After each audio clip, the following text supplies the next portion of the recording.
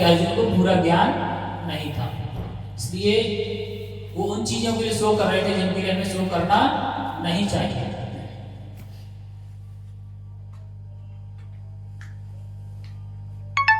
शरीर जन्मता है और उसका विनाश निश्चित है, अर्थात जिसने जन्म लिया है उसको तो मरना ही है, कभी ना कभी तो वो मरेगा। यही बात कहा जा रहा है। जिसकी मृत्यु निश्चित है उसके लिए शोक करना का कोई मतलब नहीं है। उसको तो सबको पता है ना, हमने जन्म लिया है, कोई 40 साल बाद मरेगा, कोई 60 साल बाद मरेगा, कोई 100 साल बाद मरेगा, लेकिन मरना अवश्य है। लेकिन ये बात सबको पचती नहीं है। सब सोचते हैं कि मैं तो अमर होके आया हूं, मुझे नहीं मरना चाहिए।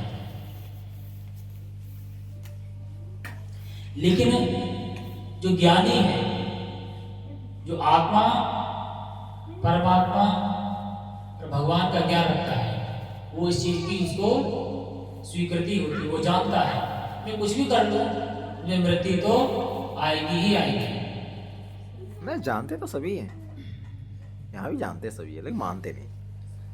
मैंने भी क्या कहा, मैं वही कह रहा हूँ कि सब जानते हैं, लेकिन क्या कहते हैं, मेरी मृत्यु नहीं होनी चाहिए, मैं अमर हूं, मुझे अमरता मिलनी चाहिए।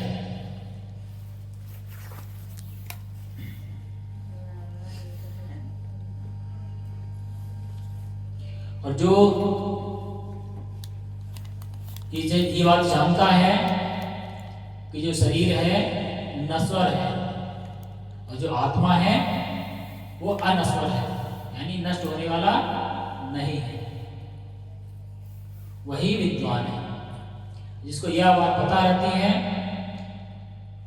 वो शरीर के लिए शोक नहीं करता।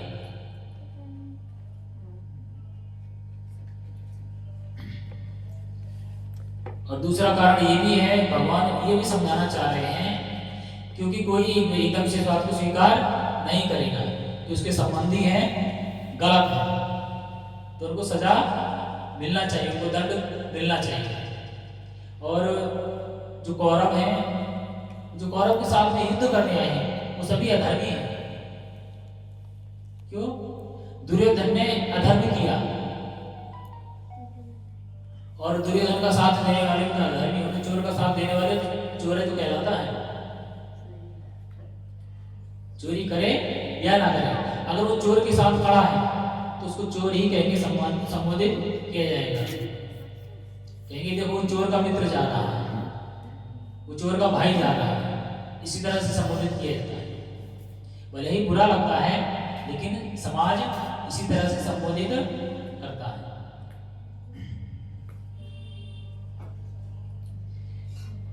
लेकिन परिवार के जो सदस्य हैं अपने उस सदस्य को चोर स्वीकार नहीं करना चाहते। अगर उसने अपराध भी किया है तो उसको बचाते हैं। लेकिन जो न्याय व्यवस्था है वो अपराधी को क्या करती है, दंडित करती है। ऐसे ही अर्जुन महाराज जो हैं वो राजा हैं, क्षत्रिय हैं। क्षत्रिय और राजा के पास न्याय करने का अधिकार होता है, और जो दोषी हैं उनको दंडित करने का भी अधिकार